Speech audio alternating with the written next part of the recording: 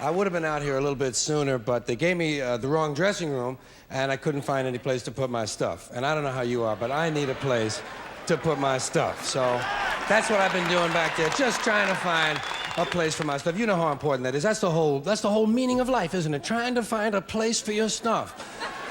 That's all your house is. Your house is just a place for your stuff. If you didn't have so much goddamn stuff, you wouldn't need a house. You could just walk around all the time. That's all your house is. It's a pile of stuff with a cover on it. You see that when you take off in an airplane and you look down and you see everybody's got a little pile of stuff. Everybody's got their own pile of stuff. And when you leave your stuff, you gotta lock it up. Wouldn't want somebody to come by and take some of your stuff. They always take the good stuff. They don't bother with that crap you're saving. Ain't nobody interested in your 4th grade arithmetic papers. They're looking for the good stuff. That's all your house is. It's a place to keep your stuff while you go out and get more stuff. Now, sometimes you've got to move. You got to get a bigger house. Why? Too much stuff.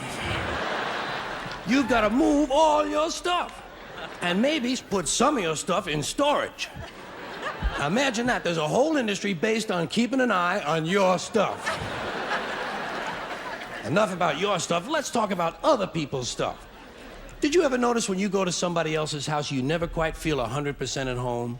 You know why? No room for your stuff. Somebody else's stuff is all over the place. And what awful stuff it is. Where did they get this stuff? And if you have to stay overnight at someone's house, you know, unexpectedly, and they give you a little room to sleep in that they don't use that often, someone died in it 11 years ago, and they haven't moved any of his stuff. Or wherever they give you to sleep, usually right near the bed, there's a dresser, and there's never any room on the dresser for your stuff. Someone else's shit is on the dresser. Have you noticed that their stuff is shit and your shit is stuff? Get that off of there. Now, sometimes you go on vacation, you gotta bring some of your stuff with you. You can't bring all your stuff, just the stuff you really like. The stuff that fits you well that month. Let's say you're gonna go to Honolulu. You're gonna go all the way to Honolulu. You gotta take 2 big bags of stuff, plus your carry-on stuff, plus the stuff in your pockets.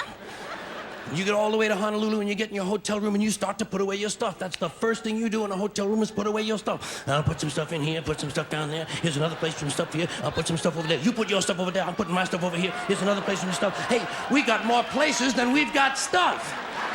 We're gonna have to buy more stuff. Now,